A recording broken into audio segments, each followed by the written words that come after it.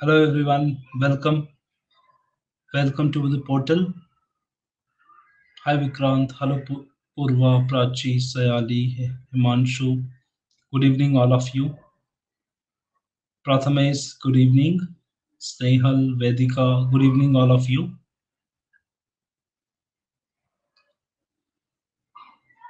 Hi Prachi, hi Vikrant.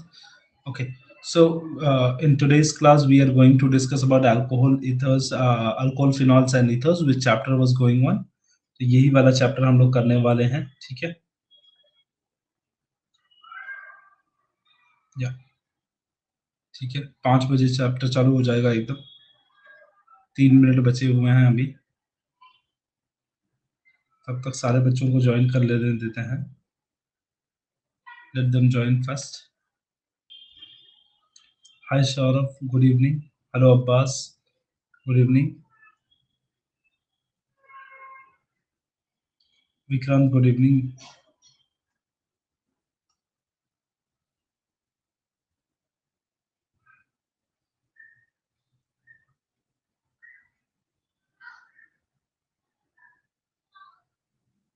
Okay, आप सभी का स्वागत है पोर्टल पर। चलिए आज के सेशन को स्टार्ट करते हैं। So, good evening, everyone. Once again, with lots of joy and energy, we are going to start a topic. The topic is about alcohol, phenol, and ether. We were doing the chemical properties. We'll continue it to do the chemical properties, and also we'll be talking about the ethers and its property. हम लोग ethers और property के बारे में बात करेंगे, हम chemical property के बारे में बात करेंगे। सर, केमिस्ट्री के पेपर की प्रिपरेशन कैसे करें? प्राची, एकदम आसान है बेटा। आप जब पूरा सिलेबस एक साथ में देखेंगे ना तो आपको पहाड़ जैसा बड़ा सा सिलेबस दिखेगा, ठीक है प्राची? आप उसको ना छोटे छोटे स्टेप जैसे काउंट कीजिए।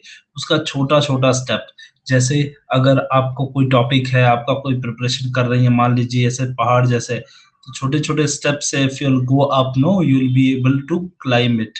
तो आपको वैसे ही आपको चैप्टर वाइज आपको छोटे छोटे प्लान करने चाहिए। आपका जो टफेस्ट चैप्टर है उसको पहले ले लीजिए।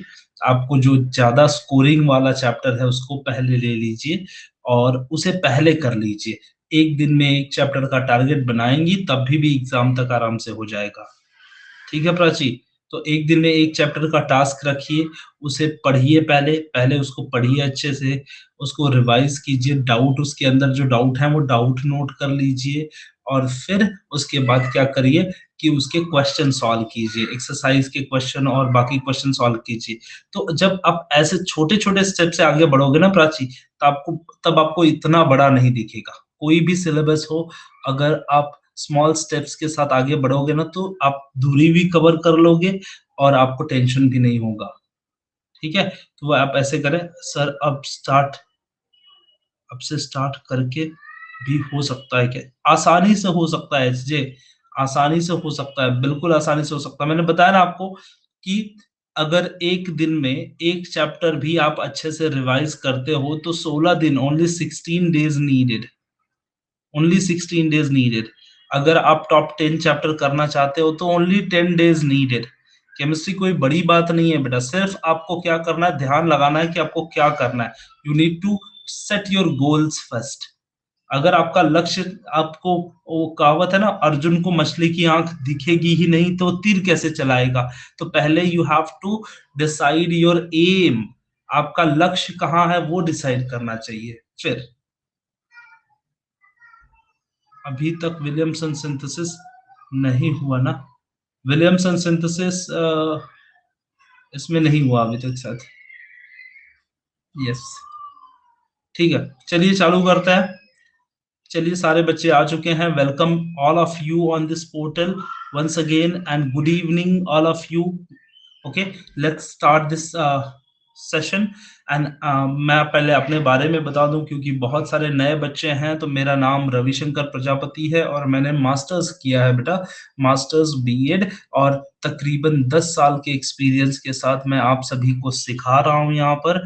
और आज का जो टॉपिक है वो टॉपिक तो चल रहा है phenol ether, alcohol phenol and ether, उसकी केमिकल प्रॉपर्टी और आज हम बात करने वाला है ईथर और उसकी प्रॉपर्टी के बारे में। ज्यादातर हम लोग बात करेंगे ईथर और उनकी प्रॉपर्टी के बारे में। सेशन का जो टाइम है वो 5 बजे से 6 बजे का टाइम है। रोज 5 से 6 बजे हमारा केमिस्ट्री यहाँ इस प्लेटफॉर्म पर होता है। ठीक है, आप ये बिल्कुल फ्री फ्री प्लेटफॉर्म है। आप आसानी से यहाँ पर बैठकर पढ़ाई कर सकते हैं। बिल्कुल बिना टेंशन के, बेझिझक के आप मुझसे क्वेश्चन पूछ सकते हैं। खुल के आप क्वेश्चन पूछ सकते हैं, कोई इशू नहीं, कोई प्रॉब्लम नहीं। Hi Dhananjay, good evening. Good evening. चलिए सेशन को स्टार्ट करते हैं फुल एनर्जी के साथ, फुल जोश के साथ। ओके, ठीक है। अभी तक कुछ नहीं पढ़ाया इरम, अभी बस चालू करने जा रहा हूँ। ठीक है, तो चलिए अभी इथर्स की प्रिपरेशंस को हम लोग स्टार्ट करेंगे। इथर्स की प्रिपरेशन से पहले कल का जो एक थोड़ा सा टॉपिक रह गया था उसको हम लोग, मैं बता दूं आप सबको कि फिनॉल का रिएक्शन ऑफ फिनॉल्स कुछ रह गया था थोड़ा सा, तो वो रह गया था। सी तक हमने कर लिया था, डी वाला जो पार्ट था वो रह गया था। उसको मैं थोड़ा दिखा दूं ताकि आप सबको क्लियर हो जाए। और sir, I was in physics so let. So Shyam, good evening. No issue. Shyam, hi Yusra, good evening. How are you, dear? Hello Nukra, good evening. कैसे हो आप सब? Okay, champions are here on the board. Okay, that's great. Okay, okay. So good to see you all here on this board. Okay, let's go ahead. Reaction of phenol. Phenol undergoes electrophilic substitution reaction. Phenol कौन सा reaction दिखाता है बच्चा? ESR reaction, electrophilic substitution reaction, and more readily as compare to benzene. Benzene के compare में phenol जो होता है ना, वो ज्यादा जल्दी ESR रिएक्शन करता है। ESR, electrophilic substitution reaction. The OH group of the phenol is the ring activating the orthopara directing group. तो कभी आपसे क्वेश्चन पूछ ले कि आप, अगर आपको बेंजीन दिया हुआ है और आपके पास OH वाला अटैच करके दिया है, मतलब फिनॉल दिया है, बेंजीन और फिनॉल दिया है, इन दोनों के केस में अगर आपको नया ग्रुप ऐड करना है, जैसे Br ग्रुप इस पे ऐड करना है, दोनों पे Br ऐड करना है, मतलब मुझे क्या करना है? इलेक्ट्रोफिलिक सब्स्टिट्यूशन रिएक्शन करना है। If I want to do the electrophilic substitution reaction which will do the reaction faster, कौन वाला ऐसा है जो रिएक्शन क्या करेगा? फास्ट करेगा। श्याम, हम लोग भी वहीं से आ रहे हैं। Okay sir, I have confusion in electrophilic and nucleophile. Shyam, मैं बता देता हूँ इलेक्ट्रोफाइल न्यूक्लियोफाइल क्या होता है। क्या हो जाएगा बेटा? बेंजीन वाला जो होगा ना, वो रिएक्शन क्या करेगा? आपका स्लो करेगा एज कंपेयर टू फिनॉल। क्यों? ऐसी क्या खास बात है फिनॉल में? फिनॉल क्यों स्लो रिएक्शन करेगा, मतलब फास्ट रिएक्शन करेगा? इसमें स्पेशलिटी है उसका OH ग्रुप। जब OH ग्रुप यहाँ पे अटैच रहता है तो क्या होता है, देखो मैं तुमको बताता हूँ, आपको काफी अच्छे से समझ में हो जाएगा। इस चीज को समझिए आप सब। अब मेरा क्वेश्चन समझ में आया आप सबको कि बेंजीन के साथ अगर हम ब्रोमिनेशन कर रहे हैं तो ब्रोमो बेंजीन बनता है, और ये रिएक्शन को बोलते हैं हम लोग ESR, इलेक्ट्रोफिलिक सब्स्टिट्यूशन रिएक्शन।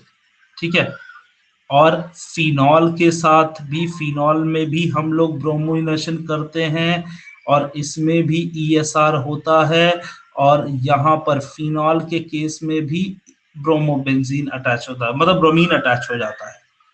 ये दोनों रिएक्शन में ESR रिएक्शन है, लेकिन वो बोलते हैं कि फिनॉल में ज्यादा जल्दी से होगा एज कंपेयर टू बेंजीन।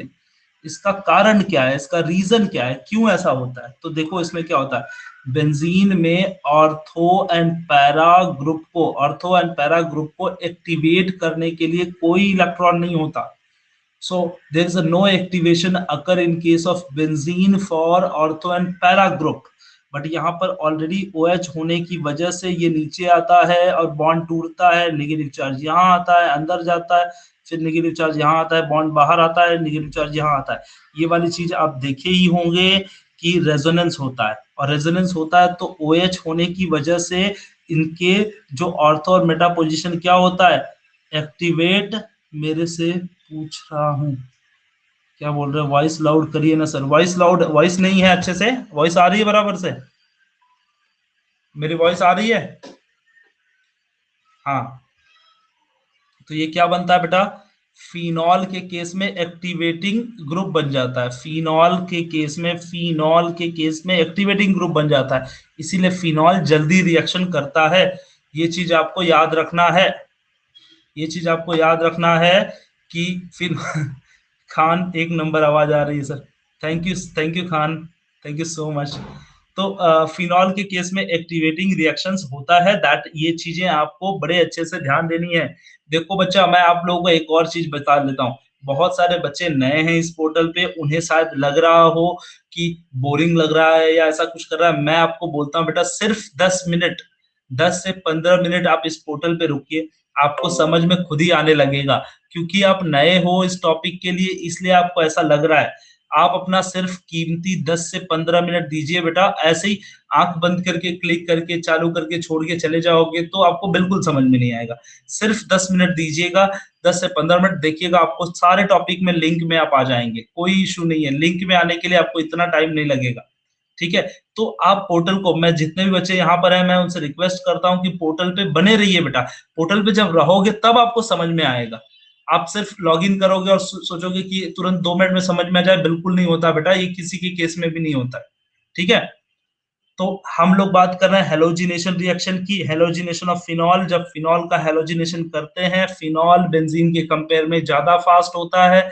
इसका रीजन मैंने दिया, ऑर्थो पैरा डायरेक्टिंग ग्रुप क्या हो जाता है, एक्टिवेट हो जाता है OH ग्रुप के होने की वजह से। और यही कारण होता है बच्चा, यही कारण होता है कि फिनॉल फास्ट रिएक्शन करता है as compare to benzene, and it is forming the 2,4,6 tribromophenol. 2,4,6 tribromophenol, ये कंपाउंड आपका बनता है।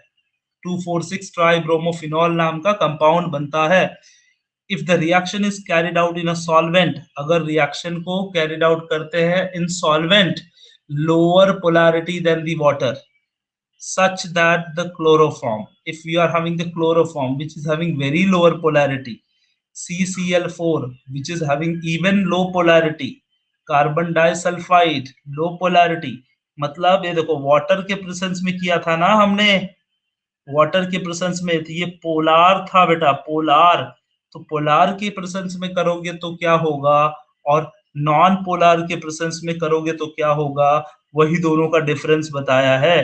पोलार के केस में करोगे तो क्विक क्विक ESR रिएक्शन होगा, इलेक्ट्रोफिलिक सब्स्टिट्यूशन रिएक्शन बहुत क्विक होता है पोलैरिटी की वजह से। लेकिन यहाँ पर देखो, आपने नॉन पोलर मटेरियल लिया है, नॉन पोलर मटेरियल लिया है तो ऐसे टुकड़े टुकड़े छोटे छोटे कंपाउंड बनेंगे, ढेर सारा ब्रोमो एक ही पे अटैच नहीं होगा।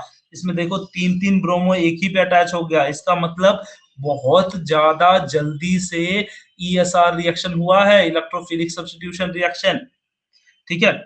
तो क्या बोलोगे आप, अगर आपसे क्वेश्चन अगर आ गया कि what is the difference when we are using non polar material in presence of non polar material, so you will say only bromophenol will form, not tribromophenol. Tribromophenol will not form, only bromophenol will form, ठीक है।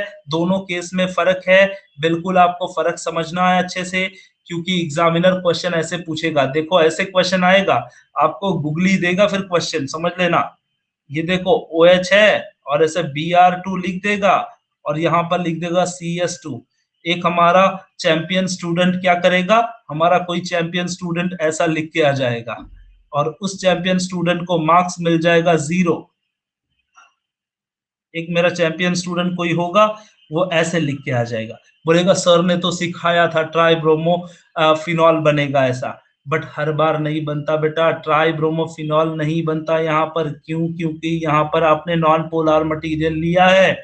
जब non polar material आप लोगे तो ESR substitution reaction को suppressed करते हो आप। क्या करते हो? इलेक्ट्रोफाइलिक सब्स्टिट्यूशन रिएक्शन में आप हेल्प नहीं करते, आप उसकी मदद को सप्रेस करते हो, आप उसकी मदद नहीं करते हो। तो इसमें क्या होना चाहिए था आंसर, यहाँ पे बच्चे को आंसर क्या करना चाहिए था, या तो पैरा बना लेता, या तो पैरा बना लेता, सॉरी ऑर्थो बना लेता, या तो पैरा बना लेता।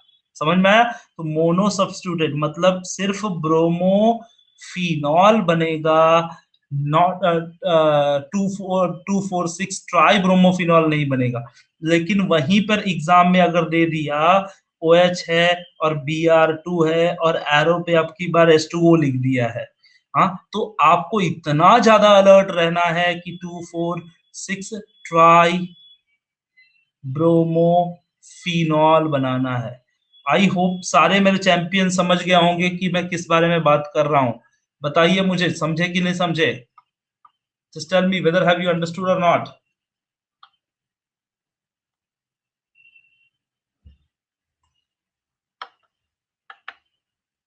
हाँ, वेरी गुड। HCl एक कंपाउंड है। क्या बोल रहे हो? What are you talking? I am not getting. Yes, sir वो HCl will hello to due to hello. Yes, yes, yes. Sir her polar solution के साथ वो ईएसआर रिएक्शन ही होगा sir, electric substitution reaction, electrophilic substitution reaction. क्या बोल रहे हो? नहीं समझा मुझे। सर मतलब हर पोलर सॉल्यूशन के साथ होगा electrophilic substitution reaction. Yes, yes, yes. Polar के साथ ज्यादा तेजी से होता है, नॉन पोलार के साथ थोड़े वीक होता है, लेकिन होगा जरूर। तो sir benzene H C benzene L के साथ और भी होगा, बेंजीन में भी करोगे तो भी होगा, लेकिन बेंजीन के प्रेजेंस में भी होगा, लेकिन ये बहुत स्लो होता है, इनकी एक्टिविटी बढ़ जाती है जब वो पोलार के कंपैरिजन में आते हैं। तो सर एच सी एल और ज्यादा पोलर है ना सर? कौन सा? यहाँ पर HCl, यहाँ पे ऐड करोगे HCl वाटर की जगह पे? हाँ सर। नहीं ना बेटा, आपको ब्रोमो ऐड करना ना, दो दो हेलोजन हो जाएगा ना, गड़बड़ झगड़ा कर लेंगे ये लोग, मारी अरे मारा हो हाँ, जाएगा इन लोगों में। अच्छा सर, हाँ हाँ, ठीक है। पोलर की। हाँ, ओके। ठीक है। अच्छा। हाँ, तो ओके ओके। तो आपको हेलोजन नहीं ऐड करना है वहां पे। चलिए, ठीक है, बात समझ में आ गई सारे बच्चों को? विच chapter is going on Bhushan? हमारा ये जो चैप्टर है, ये चैप्टर अल्कोहल फिनॉल ईथर चल रहा है, ठीक है बच्चा? तो आपको समझ में आ गया? अब मुझे लग रहा है कोई बच्चा भूलेगा नहीं, उसे सब याद रहेगा कि हेलोजिनेशन ऑफ जब फिनॉल करेंगे तो ब्रोमोफिनॉल बनाना है या फिर ट्राई ब्रोमोफिनॉल बनना है, उसके लिए क्या क्या कंडीशन लगेंगे। ये तीनों चीजें आप सभी को बहुत अच्छे से समझ में आ गई होंगी। चलिए हम अगले वाले रिएक्शन की तरफ रुक करते हैं और आगे आगे देखते हैं कि क्या है आगे। ठीक है, नाइट्रेशन, अगला नाइट्रेशन है। पहला देखो, पहला वाला जो प्रोसेस है भूलिएगा मत, पहला वाला प्रोसेस मैंने हेलोजिनेशन किया था। हेलोजिनेशन मतलब क्या किया था मैंने? हेलोजन ऐड किया था, हेलोजन ऐड किया था। अब की बार मैं क्या करूंगा? अब की बार भारत सरकार, अब की बार नाइट्रोजन सरकार। Okay, so we are having NO2 group will add. क्या यूज करेंगे बेटा? NO2। Okay, so we will be adding the NO2। Okay, nitrogen group NO2। तो NO2 ग्रुप जब ऐड होता है उसको नाइट्रेशन बोलते हैं। जैसे मेरे पास लेट्स से मेरे पास अगर कोई एक स्टूडेंट है, XYZ कोई स्टूडेंट है, उसके ऊपर मैंने नाइट्रोजन ऐड कर दिया, NO2 ऐड कर दिया, तो वो क्या, उसका क्या हो गया? नाइट्रेशन। तो नाइट्रेशन का वर्ड का मतलब क्या होता है? किसी भी ग्रुप के अंदर आप NO2 ग्रुप ऐड करोगे तो क्या हो जाएगा? नाइट्रेशन हो जाएगा। तो नाइट्रेशन, अब बोलोगे सर मैं किसी ग्रुप के ऊपर नाइट्रेशन ऐड कर दिया, जैसे मेरे पास कोई एक स्टूडेंट है, लेट्स से मैं पिछला वाला नहीं समझा, अच्छा ठीक है कुणाल, मैं अभी समझा देता हूँ, आप समझिए, देखो इसको। मान लीजिए मेरे पास कुणाल है, ठीक है, कुणाल है, और कुणाल के ऊपर मैंने NO2 ऐड कर दिया, तो मैं क्या बोलूंगा? कुणाल का क्या हो गया? नाइट्रेशन। ठीक है, कुणाल का क्या हो गया? नाइट्रेशन। लेकिन बच्चा, ये भी बात है कि आप NO2 डायरेक्ट तो ऐड ही नहीं कर सकते, क्योंकि ये तो डायरेक्ट आपको मिलेगा ही नहीं। ठीक है, ये तो आपको मिलेगा ही नहीं। तो ऐसे केस में क्या होगा कुणाल? हमको क्या ऐड करना पड़ेगा आपके साथ? यहाँ पर हमको ऐड करना पड़ेगा HNO3। HNO3 जब ऐड करते हैं तब नाइट्रेशन होता है, नाइट्रिक एसिड ऐड करना पड़ेगा, और नाइट्रिक एसिड जब ऐड करेंगे तो नाइट्रेशन होगा। तो ऐसे ही फिनॉल के साथ जब नाइट्रिक एसिड ऐड करोगे तो नाइट्रिक एसिड को कैसे लिखते हैं? HNO3, या फिर इसको लिख सकते हो OHNO2। OHNO2 लिख सकते हो कि नहीं लिख सकते हो? अब ये देखो, ये वाला पार्ट हो गया क्या? न्यूक्लियोफाइल। अगर ध्यान से देखिए इसको, इसको, ये वाला जो पार्ट है, ये पार्ट क्या हो गया? न्यूक्लियोफाइल निगेटिव हो गया, ये हो गया पॉजिटिव। न्यूक्लियोफाइल मतलब पता है ना? न्यूक्लियोफाइल, एक बच्चा मुझसे पूछ रहा था न्यूक्लियोफाइल क्या होता है, तो मैं बता देता हूँ बेटा। न्यूक्लियोफाइल का मतलब होता है जो न्यूक्लियस को अट्रैक्ट होता है। which attract towards the nucleus. Nucleus मतलब पॉजिटिव चार्ज होता है, और न्यूक्लियोफाइल अट्रैक्ट होगा, इसका मतलब न्यूक्लियोफाइल कौन सा चार्ज होगा? Negative charge. मतलब न्यूक्लियोफाइल मतलब जो भी negative charge, Cl minus, Br minus, fluorine minus, chlorine minus, iodine minus, ये सारे लोग क्या है जिसके ऊपर माइनस चार्ज होते हैं वो न्यूक्लियोफाइल होते हैं। और और फिर क्या होगा कि जिसके ऊपर पॉजिटिव चार्ज होगा, जैसे कि कैल्शियम 2+, मैग्नीशियम 2+, एल्यूमिनियम 3+, जिसके ऊपर पॉजिटिव चार्ज होगा वो सारे क्या होते हैं? इलेक्ट्रोफाइल होते हैं बेटा, याद रख लेना, इलेक्ट्रोफाइल होते हैं। तो इलेक्ट्रोफाइल होते हैं, तो इलेक्ट्रोफाइल से हमको बात नहीं करनी है, हम तो नाराज चल रहे, कट्टी हो गए हम सब इलेक्ट्रोफाइल से। इलेक्ट्रोफाइल से बात नहीं करनी है हमको, हमको न्यूक्लियोफाइल से बात करनी है। न्यूक्लियोफाइल मतलब निगेटिव होता है। तो हमने क्या किया, इसको थोड़ा मैं मिटा देता हूँ आपसे तो क्लियर दिखेगा थोड़ा। देखो, अब मेरे पास था फिनॉल, ध्यान से देखिएगा इसको अच्छे से। फिनॉल था, बड़ा नाराज चल रहा था फिनॉल, बड़ा आजकल नाराज हो जाता है फिनॉल। सो OH और NO2 हमने ऐड कर दिया, बोले ले भाई खुश हो जा तू। फिनॉल को हमने ऐड कर दिया, फिनॉल को में ऐड कर दिया नाइट्रिक एसिड। अब नाइट्रिक एसिड में दो ग्रुप हो गए, कौन से ग्रुप हो गए भाई? ये देखो, निगेटिव ग्रुप ये हो गया और पॉजिटिव ग्रुप ये हो गया। ठीक है, ये जो निगेटिव ग्रुप है ये क्या है? न्यूक्लियोफाइल है कि नहीं है? है कि नहीं न्यूक्लियोफाइल? ये न्यूक्लियोफाइल है, हाँ ये न्यूक्लियोफाइल है। अब ये जाता है, क्या करता है, ये ग्रुप जाता है इसमें अभी नहीं नहीं, ये देखो, ये देखो गड़बड़ हो रही है। हाँ हाँ, ये देखो, ये देखो निगेटिव निगेटिव है और ये पॉजिटिव है, ये न्यूक्लियोफाइल है। बट हमको इसमें करना है ESR, इलेक्ट्रोफिलिक सब्स्टिट्यूशन रिएक्शन। क्या करना है हमको? ESR, electrophilic substitution reaction. तो ये देखो ESR, ये पॉजिटिव है, और यहाँ पर देखो हाइड्रोजन होता है, वो पॉजिटिव होता है। तो एक पॉजिटिव को दूसरे पॉजिटिव से आपको क्या करना है? सब्स्टिट्यूट करना है। तो जब सब्स्टिट्यूट करोगे तो बेंजीन के ऊपर क्या कर दोगे? NO2 ग्रुप ऐड कर दोगे, और वहां से एक H को निकाल के लाए, और OH पहले से आपके पास था, तो आपका बन गया क्या? वाटर। ठीक है, क्या बन गया? वाटर। ठीक है, तो आपका एक रिएक्शन हो गया, नाइट्रेशन का रिएक्शन हो गया। काफी इजी रिएक्शन है। अब देखिए केसेस बदल लेंगे, फिर से मैं बता रहा हूं आपको, ये एरो को ध्यान से देखते रहना है। एरो पे कुछ भी नहीं लिखा है बेटा, एरो पे कुछ भी नहीं लिखा है। आप मेरी स्टोरी को समझिए, यहाँ पे मैं आपको समझा देता हूँ बड़े अच्छे से। देखिए, ये रहा हमारा रिएक्शन, ये हमारा नाइट्रेशन है। ठीक है, नाइट्रेशन हम लोग कर रहे हैं दो प्रेसेंस में। अब अभी देखो, इस चीज को समझिएगा अच्छे से जरा, आपको समझ में आएगा। Because Meta is deactivating group, ये बेटा ये हम कई बार बात कर चुके हैं इस बारे में भूषण, कि Meta is deactivating group. Difference between electrophile and nucleophile, Prachi is asking difference between electrophile and nucleophile. बेटा इलेक्ट्रोफाइल, इलेक्ट्रोफाइल सारे पॉजिटिव वाले होते हैं, जिसके ऊपर पॉजिटिव चार्ज होता है। और न्यूक्लियोफाइल क्या होता है? न्यूक्लियोफाइल सारे निगेटिव वाले होते हैं। मैंने बोला न्यूक्लियोफाइल नाराज चल रहा है आजकल, उसको यूज नहीं करना है हमको, हमको इलेक्ट्रोफाइल यूज करना। हमको क्या यूज करना है? इलेक्ट्रोफाइल। और जैसे ही बच्चा हम लोग इलेक्ट्रोफाइल यूज करेंगे, देखो कैसे होता है रिएक्शन, ध्यान से देखना, एकदम ध्यान से। मेरे पास एक स्टूडेंट था जिसका नाम था फिनॉल, बड़ा नाराज चल रहा था वो स्टूडेंट। उसके साथ हमने क्या किया? बहुत नाराज है ना, तुझे बताता हूं मैं। उसके साथ मैंने HNO3 को ऐड कर दिया। अब बोलोगे सर आप OHNO2 लिखे हो, बोलते हो HNO3 है। ध्यान से देखो, इसको H एक है, इसमें NO3 है कि नहीं, O3 है कि नहीं, टोटल 3 है ना वो। तो HNO3 हमने ऐड कर दिया, और जब हमने ऐड कर दिया इसके अंदर, तो फिर क्या हो गया? अब इसमें देखो, इस पूरे ग्रुप में, हेलो सर। हाय जरीन से, गुड इवनिंग। हाँ हाँ सर, हम अभी ज्वाइन हुए, तो रिपीट कर दो आप। हाँ ठीक है, आप ज्वाइन हुए ना, आप एकदम हाँ, ध्यान दीजिए, समझ में आ जाएगा। अभी जस्ट मैंने चालू किया बेटा, कोई नया टॉपिक हुआ नहीं अभी। अभी सिर्फ यही ना? हाँ यही चल रहा है। हाँ ओके। हाँ चलिए देखिए, यहाँ पर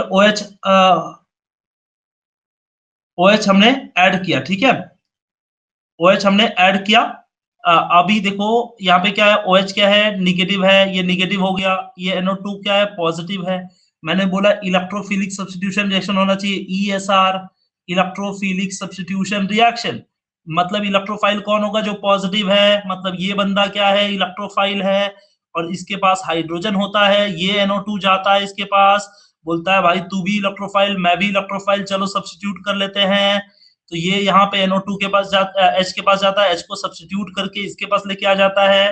ध्यान से देखिए, आपका जो फिनॉल था अब वो फिनॉल नहीं रहा, अब वो दूसरा बन गया है। जो आपका दोस्त था फिनॉल, अब वो फिनॉल नहीं रहा, दोस्त दोस्त नहीं रहा, ठीक है, एंड वाटर मॉलिक्यूल बन गया। इसमें दो प्रोबेबिलिटी है, there is a possibility to form the ortho and para. ठीक है, बात समझ में आ गई? बात समझ में आ गई? Very good. हाँ, which is major and which is minor, यहाँ पे अपने टेक्स्ट बुक में देख लीजिए, काफी इजीली दिखाया है बेटा, कौन सा मेजर कौन सा माइनर। ये देखो लिखा है orthonitrophenol is a major and paranitrophenol is a minor. ये चीज आपको याद रखनी है। कैसे? आप बोलोगे सर कैसे? कैसे? क्योंकि देखे थे ना आप, ये पॉजिटिव था, देखे थे ना आप ये निगेटिव है, ये आपस में फ्रेंड बनने के लिए लायक है ना, ये आपस में फ्रेंड बनते हैं, इसीलिए याद करो। याद करो, एक टाइम था जब मैंने बोला था कि इसमें इसमें इंटरमॉलिक्यूलर हाइड्रोजन बॉन्डिंग है, इंट्रामॉलिक्यूलर हाइड्रोजन बॉन्डिंग रहेगा, ठीक है। तो इन दोनों के पास में इंट्रामॉलिक्यूलर हाइड्रोजन बॉन्डिंग आने की वजह से ये स्ट्रॉन्ग रहेंगे, और ये रहेगा हमारा मेजर, और दूसरा क्या रहेगा? माइनर। लेकिन अभी गेम चेंज हो गया, गेम अब चेंज होने वाला है। गेम क्या चेंज हो रहा है बेटा? देखो यहाँ पर मेरे पास वही फिनॉल है जो नाराज हुआ था, मेरे पास वही नाइट्रिक एसिड है, मेरे पास वही फिनॉल है, वही नाइट्रिक एसिड है, लेकिन मैंने इस बार क्या किया है? कॉन्संट्रेटेड सल्फ्यूरिक एसिड के प्रेजेंस में रिएक्शन कराया है मैंने।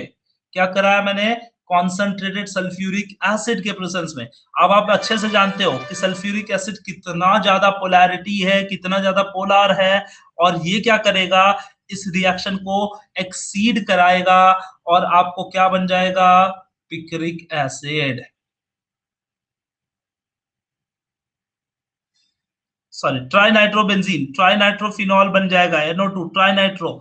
याद करो जो पहले वाला हमने किया था, याद कीजिए पहले वाला, जब जिसपे नॉन पोलर था तो उसमें ब्रोमोफिनॉल से बन रहा था, वैसे ही टाइप का रिएक्शन ये भी है।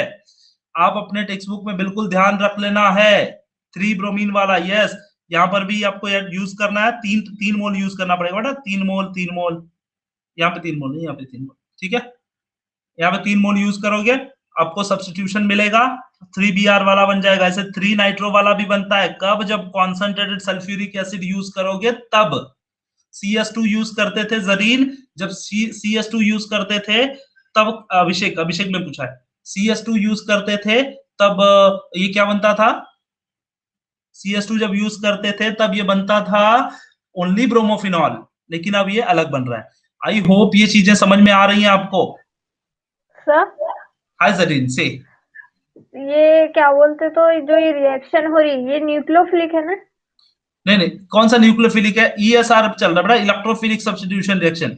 हम लोग अच्छा, इलेक्ट्रोफाइल को, पॉजिटिव वाले को सब्स्टिट्यूट कर रहे हैं ना हम लोग। हाँ, तो सर पहले से रिपीट कर दो ना आप, थोड़ी डिफिकल्टी हो रही। नहीं बेटा, मैं पीछे नहीं जा सकता, अभी इतना बहुत सारी स्लाइड है, आप इसको समझ जाओगे इतना मैं जानता हूं। आप अगला वाला मैं कराऊंगा ना, तुरंत समझ जाओगे, क्योंकि सारे नहीं, रिएक्शन नहीं है। वो नहीं बोल रहे सर, हम जो अभी शुरू किए ना अपने वही रिपीट कर हाँ दो। हाँ, तो हम लोग क्या कर रहे हैं, देखो नाइट्रेशन ऑफ फिनॉल हम लोगों ने चालू किया। नाइट्रेशन मतलब एडिशन ऑफ हाँ NO2 ग्रुप, नाइट्रो हाँ ग्रुप को ऐड करना रहता है, ठीक है। देखो हाँ। फिनॉल है मेरे पास, और नाइट्रो ग्रुप मैंने डाला इसमें HNO3, तो देखो हम्म। HNO3 के ऐड करोगे ना तो NO2 क्या हो जाएगा? इसके पास आएगा, NO2 पॉजिटिव हाँ। है, तो इसके पास आएगा, यहाँ से H को निकाल देगा, और ये ओके। H और ये OH क्या हो जाएगा? वाटर बन जाएगा, और यहाँ पे वाटर। NO2 हो जाएगा। देखो आपका ऑर्थो नाइट्रोफिनॉल या फिर पैरा हाँ। नाइट्रोफिनॉल, दो टाइप के प्रोडक्ट बनते हैं, ऑर्थो है पैरा। पैरा।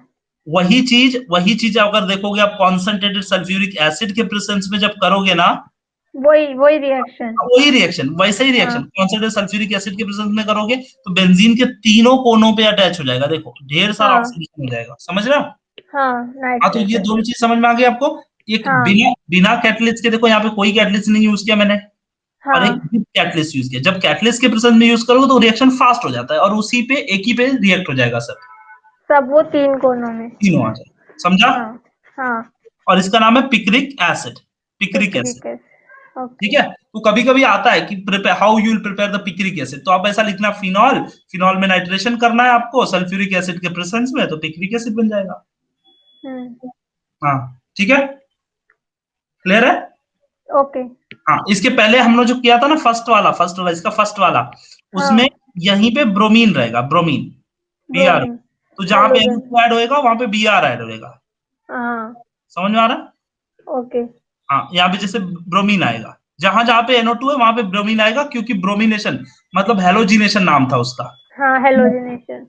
अब अगला वाला भी वैसे ही है, देखो अगला वाला भी वैसे सल्फोनेशन। अब सल्फोनेशन सल्फोनेशन ऑफ में फिनॉल।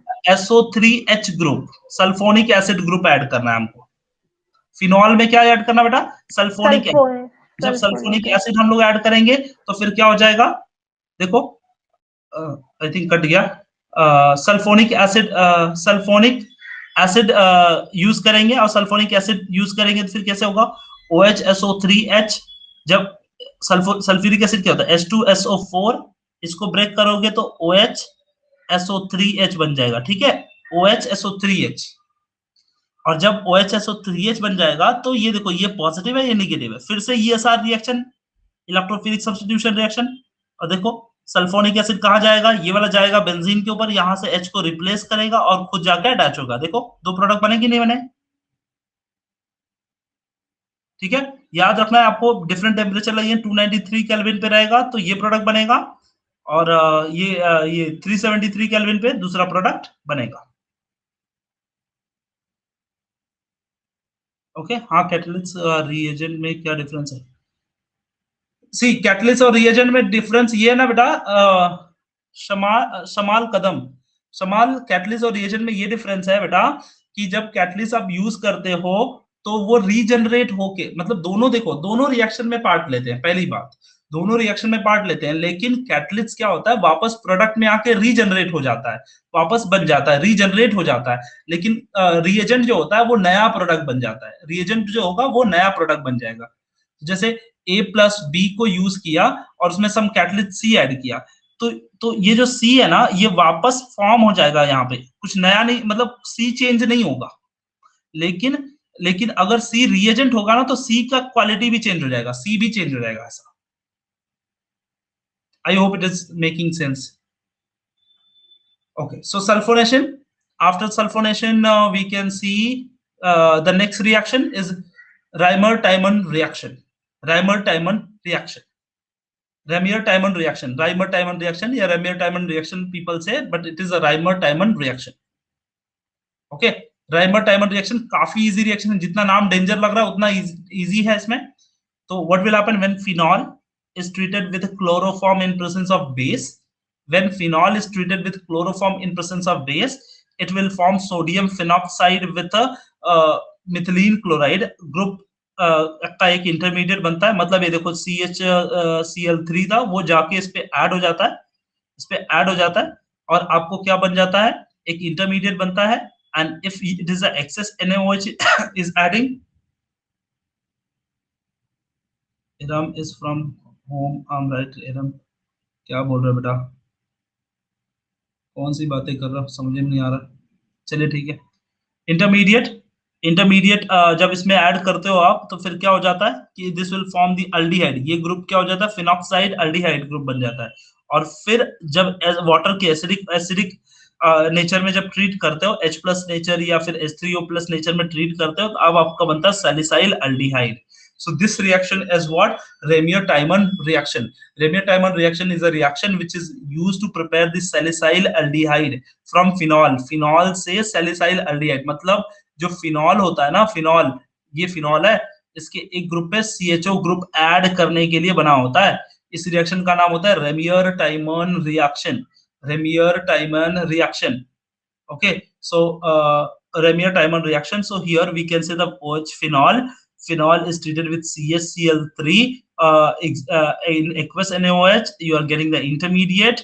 ये मतलब ये जो ग्रुप है उस ग्रुप को यहाँ पे अटैच कर दो, और विथ NaOH तो Na को इस H से सब्स्टिट्यूट करो तो वाटर आ जाएगा। यहाँ पे ध्यान से देखो तो समझ में आ जाएगा, आप एक एक स्टेप बारीकी से देखोगे आपको समझ में आ जाएगा। And when you will treat, it will be getting the aldehyde, and in presence of acid, acid, then it will form the salicyl aldehyde. देखो इसको मैं ब्लैंक पे थोड़ा बता देता हूं तो आपको समझ में आ जाएगा। आपके पास था फिनॉल, आपके पास था क्या बेटा, फिनॉल था, और उसमें आपने कर दिया CH3 से ऐड कर दिया, CHCl3 को ऐड कर दिया इन presence of what, in presence of this thing NaOH, base के प्रेजेंस में ऐड किया। सबसे पहले क्या होगा, फिनॉल को जब बेस में ऐड करते हैं तो याद है ना तुमको कि फिनॉल इज एसिडिक। सारे बच्चों को पता है ना, मेरे सारे बच्चों को पता है कि फिनॉल क्या है बच्चा, एसिडिक है। फिनॉल क्या है, एसिडिक है। और उसमें हमने क्या ऐड किया है, NaOH ऐड किया। ये क्या है बेटा, बेस। तो जैसे ही आप ऐड करोगे तो क्या बनेगा, पहले सोडियम फिनॉक्साइड। क्या बनेगा इसमें, सोडियम फिनॉक्साइड। याद है ना, ये हमने बताया था आपको, सोडियम फिनॉक्साइड बन जाएगा फिनॉक्साइड, ओके, ONA, ये बन जाएगा ONA, ठीक है। और ये जो ग्रुप आपने ऐड किया ये आएगा इसमें से एक H, ये कैसे टूटेगा, CHCl2NCl ऐसे रहेगा, तो माइनस ये प्लस वाला पार्ट रहेगा, तो ये वाला एक पार्ट आएगा यहाँ से H को रिप्लेस करेगा और यहाँ पे आ जाएगा CHCl2। समझ में आ गया, ये क्या हो गया हमारा, एक इंटरमीडिएट हो गया, ये इंटरमीडिएट हो गया, ओके। HCl रिमूव हो गया, यस यस। इसमें हमने क्या कर दिया, NaOH को ऐड कर दिया। अब हमने क्या करा बच्चा, इसमें NaOH को ऐड करा है। जब NaOH को ऐड कर देंगे तो हमारा क्या हो जाएगा, सोडियम फिनॉक्साइड ग्रुप तो रहेगा, ONA रहेगा, और यहाँ क्या आ जाएगा, यहाँ क्या आ जाएगा, हाँ, इसके बाद NaOH, और फिर उसके बाद अगला स्टेप आपको करना है H2O के प्रेजेंस में इन एसिडिक कंडीशन, H+ के कंडीशन में, तो आपका मिल जाएगा CHO। इसको बोलेंगे सैलिसाइल, नहीं, CHO तो ये OH आ जाएगा ना, यहाँ पे OH आ जाएगा। रुक जाओ, ये फाइनल प्रोडक्ट ये रहेगा आपका OH with CHO, this is salicyl aldehyde, salicyl aldehyde, okay. ये बन जाता है आपका प्रोडक्ट, सैलिसाइल अल्डिहाइड बन जाता है। यस, इंडस्ट्री वगैरह में इसका यूज होता है, बहुत ज्यादा इंडस्ट्री वगैरह में यूज होता है इसका। रुति के हिसाब से फिनॉल कहाँ पर यूज होता है, इंडस्ट्री वगैरह में यूज होता है, ठीक है। फिनॉल कहाँ पर यूज होता है, इंडस्ट्री में होता है। भाई कितने बार पूछोगे, वाटर भी रिमूव होगा, यस यस, रिमूव हुआ ना उसमें, ओके, ठीक है। बहुत सारे बच्चे बोल रहे हैं, ठीक है। ऋषिकेश रिपीट करो, जरीन भी बोल रही है कि नहीं समझा। चलो देखो, इसमें फिनॉल है, फिनॉल को हमने ये ग्रुप के साथ ट्रीट किया, इसमें कुछ नया नहीं। आप इतना सारा रिएक्शन देख के आप कंफ्यूज मत हो जाओ। इसमें देखो फिनॉल है, फिनॉल को हमने क्या किया, क्लोरोफॉर्म और इसके प्रेजेंस में NaOH के प्रेजेंस में ऐड किया। मैंने बताया इसका नेचर क्या था, एसिडिक था, और फिनॉल क्या था, फिनॉल का नेचर एसिडिक है और NaOH का क्या है, बेसिक है। तो पहला कॉम्प्लेक्स जो बनेगा वो सोडियम फिनॉक्साइड का कॉम्प्लेक्स बनेगा, और जैसे सोडियम फिनॉक्साइड का कॉन्सेप्ट बनेगा, आप एक्सेस NaOH के प्रेजेंस में ऐड करोगे तो आपको फिर जो कॉम्प्लेक्सेस बनेंगे, और इस कॉम्प्लेक्स के बाद फिर क्या हो जाएगा, आपका वाटर मॉलिक्यूल इसमें से रिमूव हो जाएगा। You will be able to remove the water molecule, ठीक है, ठीक है। Is it easy? हाँ, देखो आप प्रैक्टिस तो करना पड़ेगा इसको, ऐसे बोर्ड पे सिर्फ सारी चीजें देख के तो नहीं आएंगी, आपको थोड़ी बहुत प्रैक्टिस करनी होगी, ठीक है। तो यहाँ पर आ जाते हैं हम लोग, कहाँ वाला रिएक्शन था, कहाँ गया वो रिएक्शन हमारा वाला, हाँ ठीक है, ये वाला सैलिसाइल अल्डिहाइड। तो पहले आपको अल्डिहाइड बनेगा फिनॉक्साइड के साथ, फिर एसिडिक कंडीशन में। आप लोगों को याद होगा, देखो एक टाइम ऐसा था, मैंने जब बताया था कि ONA रहता है और हम HCl के प्रेजेंस में ट्रीट करते हैं, तो ये बन जाता है NaCl, और ये H उधर चले जाता है और OH बन जाता है। याद करो, लास्ट बुक स्लाइड भी बताओ सर, लास्ट बुक स्लाइड क्या बोल रहा है बच्चा, कौन सी अंग्रेजी टाइप कर रहे हो। अच्छा चलो देखते हैं इसको। आई होप ये वाला समझ में आ गया होगा। जिस बच्चे को नहीं समझ में आया, एक बार ही फिर से बता दो, मैं आपको एकदम अच्छे से हेल्प करता हूँ। चलो फिर से बता दो, यहाँ पर लिख के बता दो, समझा नहीं समझा, हेल्प चाहिए क्या? गॉट इट, ओके ठीक है। रेमेल टाइमर रिएक्शन समझ में आया, क्योंकि एग्जाम में आने वाला है सैलिसाइल अल्डिहाइड बनाने के लिए। नो सर समझा, रिपीट, कुणाल बोल रहे हैं रिपीट करो, ठीक है। देखो 1 मिनट के लिए मैं वापस रिपीट करूंगा, ध्यान से आपको सुनना है, एकदम अच्छे से कान आंख लगा के सब सुनना है भाई अच्छे से, ठीक है। चलो ध्यान से देखो, एक बार देख लो कैसे रिएक्शन हो रहा है। फिनॉल है, देखो जी फिनॉल है, ऐसा फिनॉल रहता है, OH को फिनॉल बोलते हैं, जो OH अटैच होता है बेंजीन के साथ, इस बात को तो आता है। अब इसके अंदर हमने क्या करे, हमने इसके अंदर ऐड करा है, क्या ऐड किया है बेटा इसके अंदर, बताएगा कोई? इसके अंदर हमने क्या ऐड किया? Chloroform CHCl3 in presence of NaOH। तो पहली बात मैं बता रहा हूं, पहले क्या होता है, जैसे ही फिनॉल को NaOH के प्रेजेंस में ऐड किया जाता है, फिनॉल का नेचर होता है एसिडिक, और जब फिनॉल एसिडिक है तो ये NaOH क्या है, बेसिक। NaOH क्या है, बेस। जब बेस और एसिड मिलते हैं तो क्या बनता है, सॉल्टी चीज बनती है ना। तो यहाँ पर क्या बन जाएगा, पहले ONA फिनॉक्साइड। याद रखो हमेशा, फिनॉल को जब आप सोडियम हाइड्रोक्साइड के प्रेजेंस में ट्रीट करते हो वो बनेगा फिनॉक्साइड, ये तो बन गया। अब CHCl3 था, क्या था बच्चा, CHCl3, इसमें लिखोगे CHCl2NCl, फिर यहां से एक H जो है उस H को निकालोगे और HCl को बना दोगे, यहाँ पे HCl बना के निकाल के लेके जाओगे, यहाँ पे से निकाल लोगे, और फिर क्या हो जाएगा, यहाँ पर CHCl2 अटैच होगा। समझ में आ गया इतनी बात? CH3 नहीं बेटा, CH है, ये CH है, CHCl3 था, CHCl3 था, तो ये अटैच कर रहे हैं। अब ये हमारा इंटरमीडिएट हो गया, ये स्टेबल नहीं होता बेटा, ये इंटरमीडिएट है, ये अनस्टेबल प्रोडक्ट है, इंटरमीडिएट। यहां तक समझ में आ गया? अब क्या बना भाई, अब ये बना है, इसको क्या करना है, एक्वस NaOH में ऐड करोगे, ये जो प्रोडक्ट है इंटरमीडिएट, उसके बाद एक्वस NaOH में ऐड करोगे, आपको एक और इंटरमीडिएट आएगा ONA फिनॉक्साइड आयन के साथ CHO अल्डिहाइड। ये देखो, ये Cl2 पूरा निकल जाएगा और यहाँ पर O अटैच हो जाएगा, ठीक है, और CHO बन जाएगा। और CHO के बाद फिर क्या होगा, अगला स्टेप में क्या है, अगर एसिड के प्रेजेंस में करते हो तो आपको पता है फिनॉक्साइड आयन का जो आयन है वो क्या हो जाएगा, H+ आयन यहाँ जाएगा, यहाँ पर HCl है, HCl एसिड के प्रेजेंस में कर लो, तो ये देखो Na+ आके कहाँ आ जाएगा, यहाँ पर आ जाएगा, और आपका प्रोडक्ट क्या बनेगा, सैलिसाइल एल्डिहाइड, ठीक है।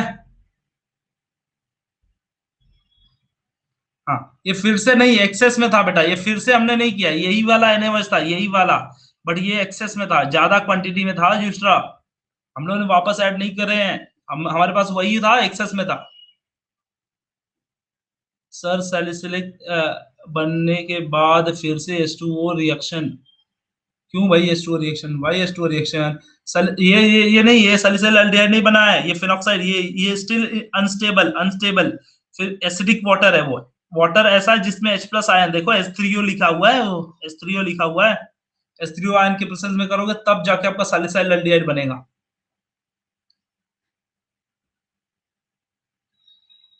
कौन से OH का क्या हुआ, OH वैसे ही है, देखो OH आया ना यहाँ पे,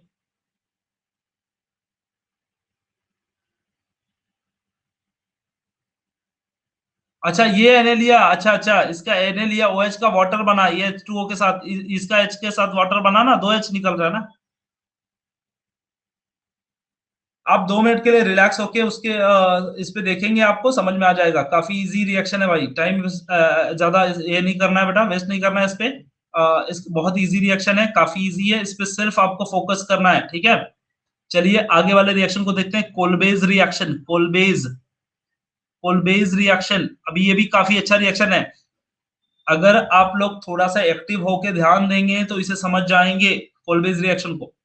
ट्रीटमेंट ऑफ सोडियम फेनॉक्साइड, पहले ही बताया उसने, सोडियम फेनॉक्साइड का ट्रीटमेंट करना है with carbon dioxide, carbon dioxide के साथ सोडियम फेनॉक्साइड का क्या करना है बेटा, ट्रीटमेंट करना है। तो सोडियम फेनॉक्साइड ये रहा, कार्बन डाइऑक्साइड का ट्रीटमेंट ये कर रहे हैं हम लोग at 298 Kelvin, yes 298 Kelvin कर रहे हैं, at 6 atm pressure, the pressure should be higher little, 6 atm pressure, followed by acid hydrolysis, तो पहले हमने क्या करा, ये वाला किया, और हमको सोडियम एसिटाइलेट सैलिसाइलेट मिला, कैसे मिला देखो, फिनॉक्साइड है, कार्बन डाइऑक्साइड के प्रेजेंस में ट्रीट किया, पहले यहाँ ऐड हो गया, ओके, यहाँ पर ऐड हो गया, और ये देखो यहाँ से जो H निकला था ना वो सब्स्टिट्यूट हो गया यहाँ पर, और आपका मिल गया सोडियम सैलिसिलेट। अभी एसिड के प्रेजेंस में ट्रीट करो, एसिड के प्रेजेंस में ट्रीट करोगे, HCl के प्रेजेंस में, मान लीजिए HCl के प्रेजेंस में कर रहा हूं तो Na यहाँ से निकल के आ जाएगा और H इधर चले जाएगा, H इधर चले जाएगा। 398, yes 398 kelvin, 398 kelvin at 6 atmospheric pressure. समंदर के अंदर फेंक दो। किसको भाई समंदर के अंदर फेंक रहा भाई? भाई ऐसा मत करो, किसी को फेंको मत, पढ़ाई करेगा वो, डॉक्टर इंजीनियर बनने आया है भाई, फेंको मत उसको, ठीक है। इसको मैं दिखा दूं एक बार ही देख लो वापस, एक बार ही आप देख लो इसको अच्छे से। सोडियम फेनॉक्साइड है, कार्बन डाइऑक्साइड के प्रेजेंस में ट्रीट कर रहे हो, 398 केल्विन पे सोडियम सैलिसिलेट एक अनस्टेबल प्रोडक्ट बनता है, उसको एसिड के प्रेजेंस में ट्रीट करोगे, आपको बनेगा सैलिसिलिक एसिड। तो याद रखो कोलबेज रिएक्शन, एक चीज याद रखना है आपको, Reimer Tiemann reaction, Reimer Tiemann reaction, Reimer Tiemann reaction से क्या बनता है बेटा? रेमियर टाइमन रिएक्शन से क्या बनता है? रेमियर टाइमन रिएक्शन से बनता है सैलिसाइल एल्डिहाइड, सैलिसाइलिक एल्डिहाइड बनता है। क्या बनता है? Salicylic aldehyde. और कोलबेज रिएक्शन से बनता है सैलिसिलिक एसिड। ये दोनों में फर्क है, देखिएगा, CHO है, यहाँ पे COH है, यहाँ पे एल्डिहाइडिक ग्रुप है, यहाँ पे कार्बोक्सिलिक एसिड ग्रुप है। बोलिए जरीन, मेरी आवाज आ रही है? हाँ सर। हाँ बोलिए। सर ये जो कोल्बे रिएक्शन है, तो जो उसमें सोडियम फेनॉक्साइड है, हमने उसको कार्बन डाइऑक्साइड से ट्रीट करे, तो उसमें जो फिनॉल, हाँ तो फिनॉल जो ये है, तो ये कहाँ से आया सोडियम सैलिसाइलेट? कौन सा? ये इसी का प्रोडक्ट है बेटा, देखो कैसे। अच्छा, ये देखो CO2 इसमें उसको मिक्स किए। ऐड किया, हाँ ऐड किया ना, तो 2 CO2 आया ना, देखो CO2 ऐड हो गया ना, और इसका हाँ, तो इसका H इसको, यहाँ चला गया, यहाँ का Na यहाँ आ गया। तो ये सोडियम को अपने ट्रीट किए क्या उससे? हाँ नहीं नहीं, कुछ नया ट्रीट नहीं किया बेटा, एकदम कुछ नहीं रिएक्ट किया। देखो ये देखो कार्बन डाइऑक्साइड है, ये हाँ। आपने यहाँ ऐड किया, यहाँ से हाइड्रोजन निकला ना, हाँ हाँ, निकला हाइड्रोजन। तो वो हाइड्रोजन इसके पास जाएगा और ये Na को फिर से इसके पास भेज देगा। हाँ हाँ बन गया ना ये? हाँ, तो इसको सिर्फ ऐड एडिशन किए है, कुछ नहीं सोडियम निकला, सिर्फ एडिशन है। सैलिसाइलेट को। हाँ फिर उसमें अच्छा। H3O प्लस आयन से ट्रीट किया, HCl, मान लीजिए HCl से, यहाँ पे बार बार हाँ HCl दिख रहा है, आप लोग कंफ्यूज हो रहे हो। H3O हाँ का हाँ मतलब होता है ये एसिड है बेटा, H3O जब हाँ लिखा रहेगा तो इसका मतलब एसिडिक है, इसका मतलब हाँ H plus and Cl minus and H2O क्या हो जाएगा? हाँ हाँ H2O। तो जब आप हाँ ट्रीट करोगे ना तो क्या हो जाएगा कि ये Na इसके पास आ जाएगा और ये H उसके हाँ पास आ जाएगा, और क्या बन जाएगा? देख, बना ना? हाँ हाँ, सैलिसाइलिक अरे एसिड। NaCl है, NaCl बन जाएगा, ये बाय प्रोडक्ट है, इसको दिखाना आवश्यक नहीं है। हाँ हाँ हाँ चलो ठीक है, समझ में आ गया? हाँ हाँ, क्लियर सर। क्लियर है? वेरी हाँ गुड, ओके। चलिए दोस्तों, समझ में आ रहा बच्चों? कोलबेज रिएक्शन और इसमें रेमियर टाइमर में फर्क समझ में आ गया होगा आप सबको। सैलिसाइल एसिड बनेगा, सैलिसिलिक एल्डिहाइड बनेगा। चलिए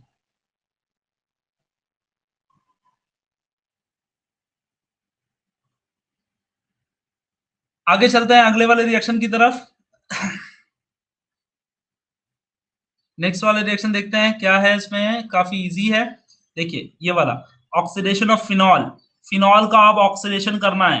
अब इसका मतलब मैं ऑक्सीडाइजिंग एजेंट भी इस्तेमाल करूंगा। आप समझिएगा मेरी बात को, मुझे ऑक्सीडेशन करना है किसका? फिनॉल का। फिनॉल का ऑक्सीडेशन करने के लिए मैं क्या करूंगा? ऑक्सीडाइजिंग एजेंट यूज करूंगा। अच्छा, कितने बच्चों को मेरे पता है, कितने बच्चों को मेरे को पता है? अगर पता है तो बता दो इसमें कि अल्कोहल को, सेकेंडरी अल्कोहल को क्या करते हैं बेटा हम लोग? ऑक्सीडाइज करते हैं। तो क्या बनता है, कोई बता सकता है मुझे? वाह वाह मेरे चैंपियंस। युसरा गलती कर दी, गलती कर दी युसरा, युसरा तुमने गलती कर दी है। एल्डिहाइड नहीं है, कीटोन बनेगा, कीटोन। सेकेंडरी अल्कोहल है, प्राइमरी अल्कोहल नहीं है, ठीक है। तो ये देखो क्या बनेगा? कीटोन बनेगा यहाँ पर, कीटोन। तो ये बताओ मुझे, ये बताओ मुझे, ये बताओ, चलो चलो चलो देखो चैंपियंस, यहाँ देखो, यहाँ पे देखो, अगर अगर OH यहाँ पर अटैच है, अगर OH यहाँ पर अटैच है, मतलब फिनॉल है, मान लीजिए फिनॉल है, ठीक है, तो ये भी तो सेकेंडरी हुआ ना, ये भी तो सेकेंडरी टाइप ही हुआ। और सेकेंडरी टाइप होगा तो इसका ऑक्सीडेशन करोगे अगर आप तो क्या बनेगा, बेंजीन के ऊपर डबल बॉन्ड बनके कीटोन टाइप बनेगा। बनेगा कि नहीं बनेगा? बनेगा ना कीटोन टाइप। तो वही चीज करना है बस हमको। देखो फिनॉल है, फिनॉल है और यहाँ पर OH है, यहाँ पे CrO3 आपने ऐड करा है और मैंने बोला है कि मैं यूज करूंगा कोई ऑक्सीडाइजिंग एजेंट। तो ये क्या एजेंट है? Na2Cr2O7 in presence of sulphuric acid H2SO4 इसके प्रेजेंस में मैंने ऐड किया। अब बोलोगे सर इसको क्यों यूज किया आपने? CrO3 भी है इसके प्रेजेंस में, क्यों यूज किया? क्योंकि ये लोग क्या है? स्ट्रॉन्ग ऑक्सीडाइजिंग एजेंट है। कौन है ये लोग? स्ट्रॉन्ग ऑक्सीडाइजिंग एजेंट है। और जब इनके प्रेजेंस में मैं ट्रीट करूंगा तो ये फिनॉल का क्या बन जाएगा? कीटोनिक ग्रुप, मतलब फिनॉन बन जाएगा। तो ये क्या हो जाता है कि अगर आपके पास ऐसे फिनॉल है तो ये बन जाएगा बेंजोक्विनॉन। क्या बन जाएगा? बेंजोक्विनॉन। दोनों साइड में डबल बॉन्ड O आ जाएगा। इतनी चीजें सिर्फ याद रखनी है, इतनी सिर्फ चीजें याद रखनी है। बेंजोक्विनॉन डबल बॉन्ड O बन जाएगा, क्योंकि मैंने बताया था जैसे सेकेंडरी अल्कोहल क्या बन जाता है? Ketone RC double bond O R group बन जाता है, ऐसे ही इसमें भी डबल बॉन्ड O बन जाएंगे। बात समझ में आ गई? बात समझ में आ गई?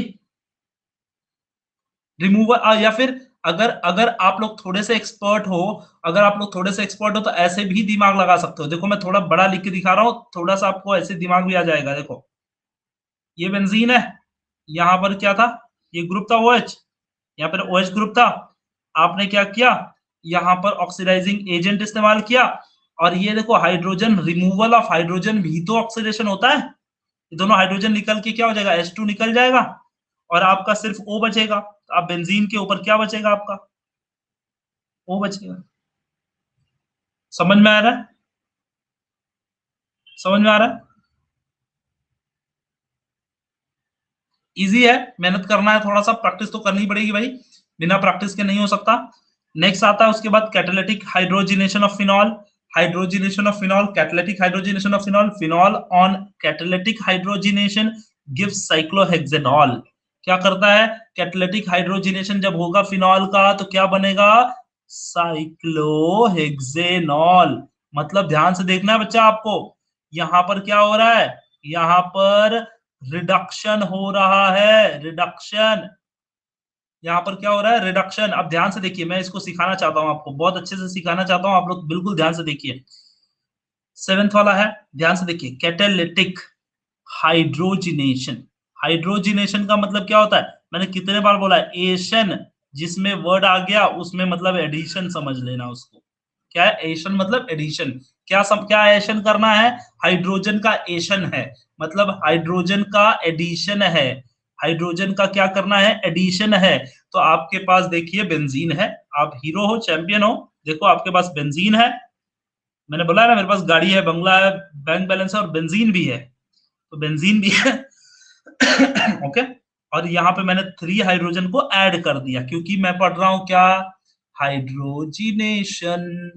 मैं पढ़ रहा हूं क्या? हाइड्रोजिनेशन। और हाइड्रोजिनेशन पढ़ते पढ़ते मुझे याद आ गया एक चीज, कि मैंने तो कैटलिस्ट लेना भूल गया हूं, तो मैंने निकल कैटलिस्ट ले लिया। ठीक है, ठीक है, यस शिल्पा माँ भी है।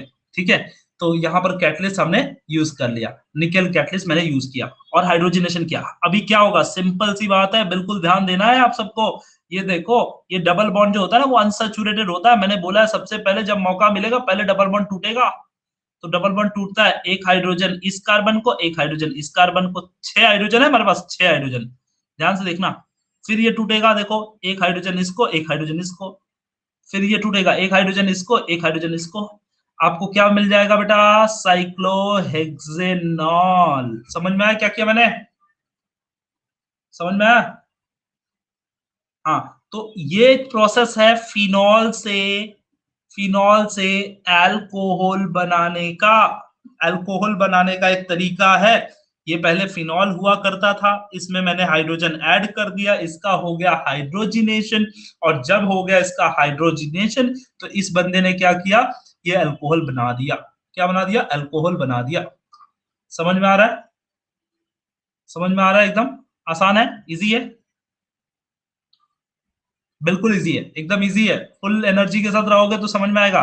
ऐसे ही फिनॉल था आपके पास, हाइड्रोजिनेशन आपने किया, निकेल कैटलिस्ट में किया। कंडीशन आपको याद रखनी है, निकेल कैटलिस्ट कभी कभी ऐसा लिखा रहता है रैनी निकेल, रैनी निकेल लिखा रहता है, रैनी निकेल, रैनी निकेल कैटलिस्ट। रैनी निकेल कैटलिस्ट का मतलब ये होता है कि जो कैटलिस्ट होता है, कैटलिस्ट, कैटलिस्ट जो होता है, जैसे निकेल है ना, nickel highly porous form of nickel boiled in presence of alcohol, alcohol के प्रेजेंस में अगर बॉइल करते हैं तो उसको रैनी निकेल बोलते हैं। ये आपको अभी नहीं आया तो नहीं ध्यान दीजिए, कोई बात नहीं है।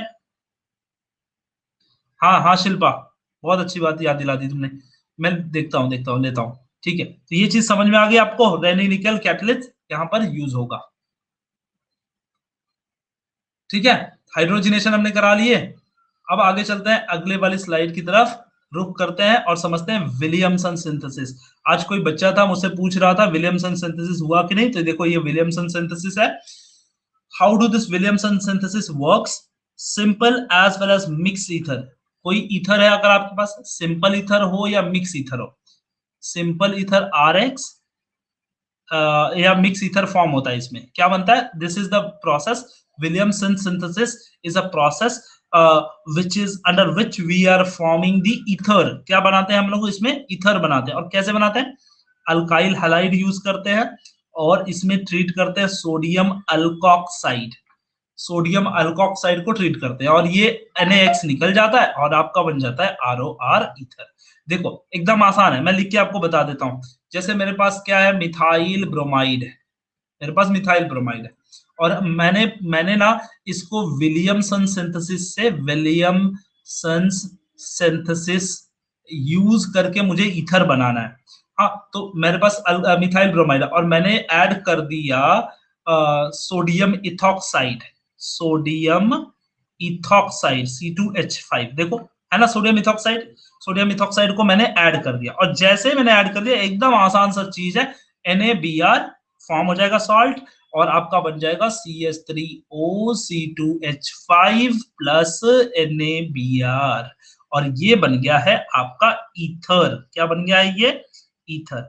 क्या ये ईथर सिंपल ईथर है या मिक्स ईथर है? सो अगर ROR, अगर दोनों अल्काइल ग्रुप सेम होते तो मैं बोलता it is a simple ether, अगर दोनों अल्काइल ग्रुप अलग हैं तो मैं बोलता कि ये क्या है, मिक्स्ड ईथर है। तो इसका आंसर क्या हो जाएगा, नाम कौन बताएगा इसका, इसका नाम कौन बताएगा,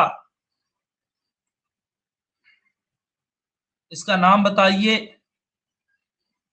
अरे मिक्स ईथर है, इसका नाम बताओ, नाम, इसका नाम होगा मिथॉक्सी इथेन, मिथॉक्सी इथेन इसका नाम होगा, ठीक है। कुछ बच्चे गड़बड़ करते हैं, इथॉक्सी मीथेन लिखते हैं, गड़बड़ हो जाएगा बेटा। याद रखना जो छोटा वाला ग्रुप होता है ना, छोटा वाला ग्रुप जिसके पास कम कार्बन होते हैं उसी के साथ ऑक्सीजन जाता है, छोटे वाले के साथ ऑक्सीजन जाता है, तो ये हो जाएगा मिथॉक्सी इथेन। बड़े वाले के साथ ऑक्सीजन नहीं भेजना है। आप अगर नोटबुक रखे हो तो नोटबुक में नोट कर लीजिए कि छोटे वाले के साथ ऑक्सीजन जाएगा, बड़े वाले के साथ ऑक्सीजन नहीं जाएगा। ऐसा सोचो ना, छोटे वाले को डर लगता है अकेले जाने में तो ऑक्सीजन को साथ में लेके जाता है वो, ऐसे याद रखो, ठीक है। अल्फाबेटिकल नहीं होता होता क्या अभी, नहीं बेटा, यहाँ पर अल्फाबेटिकल जब दोनों, जैसे मिथॉक्सी और इथॉक्सी दो वर्ड आ जाएंगे, जब सेम सेम फंक्शनल ग्रुप वाले दो वर्ड आएंगे तब अल्फाबेटिकल यूज करना है, ऐसे नहीं यूज करना। इथेन मिथॉक्सी नहीं लिख देना, गड़बड़ हो जाएगा।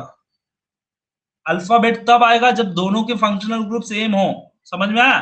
जैसे मीथेन एंड इथेन ऐसा वर्ड आ गया तो इथेन और इथेन ऐसा, तब आपको अल्फाबेट यूज करना है। मिथाइल इथाइल दोनों सेम सेम फंक्शनल ग्रुप वाले आ गए तब आपको यूज करना है, सेम रहते हैं तब होता है, सही बात है। हाँ, बातें समझ में आ रही हैं, पल्ले पड़ रहा कुछ तो, पल्ले पड़ रहा है, यस यस यस। शिल्पा जी की ख्वाहिशें पूरी करते हैं जरा, और यहाँ पर एक क्वेश्चन लेके आते हैं आप सभी के लिए, तब तक के लिए बने रहिएगा मेरे साथ। एक छोटे से क्वेश्चन के लिए रुकते हैं हम लोग, अल्कोहल फिनॉल ईथर, और इसमें रहा हमारा क्वेश्चन कहाँ गया, अल्कोहल्स एंड फिनॉल्स के क्वेश्चन होंगे यहाँ पे, आई डोंट नो क्वेश्चन क्यों नहीं दिखाता है, हाँ यहाँ पे देखो, चलो क्वेश्चन है मेरे पास, चलिए देखते हैं कितने बच्चों को आंसर आ रहा है। ठीक है, अल्कोहल फिनॉल चलिए एकदम इजी क्वेश्चन है। Ask in breakout, I have ask for 60 seconds, now it is not happening यार। ये देखिए क्वेश्चन है, एक क्वेश्चन देखिए, alcohol and phenol react with Grignard reagent and form. Alcohol and phenol react with Grignard reagent and form. याद कीजिए मैंने ये क्वेश्चन कराया था आपको। अल्कोहल और फिनॉल जब रिएक्ट करते हैं ग्रिग्नार्ड रिएजेंट से तो क्या बनता है? Yes, A will be the correct answer, hydrocarbon. No option नहीं बेटा, हाइड्रोकार्बन बनेगा, hydrocarbon. It will form the hydrocarbon because alcohol plus phenol react to alcohol or phenol react with a Grignard reagent. Grignard reagent, it will form hydrocarbon. Hydrocarbon याद करो, hydrocarbon बनता है, text book turn करके एक बार देख लीजिए, आपको याद आ जाएगा। RMGCl, yes, very good, many champions are there, very good, great great great great. तो चलिए आज का जो ये था, आज का जो प्रोसेस था वो हमने आज के डिस्कस कर लिए, लेकिन हम लोग थोड़े से और पीछे चल रहे हैं। फिजिकल प्रॉपर्टी ऑफ ईथर और उनकी केमिकल प्रॉपर्टी रह गई है, तो कल के सेशन में इस टॉपिक को डिस्कस किया जाएगा। ठीक है, कल फिर बने रहिएगा और तब तक के लिए ख्याल रखें। कल शायद अपना कंपटीशन सेशन भी है, उसे भी ध्यान दीजिएगा। कंपटीशन सेशन है, आई थिंक 3 o'clock है मेरे ख्याल से, यस 3 o'clock है कंपटीशन सेशन, तो उसको भी ध्यान दीजिएगा, आइएगा, उसमें कुछ क्वेश्चन आंसर होंगे हम सबके। अल्कोहल को प्रिपेयर करके आइए, जितना पढ़े हो उसको प्रिपेयर करके आइएगा।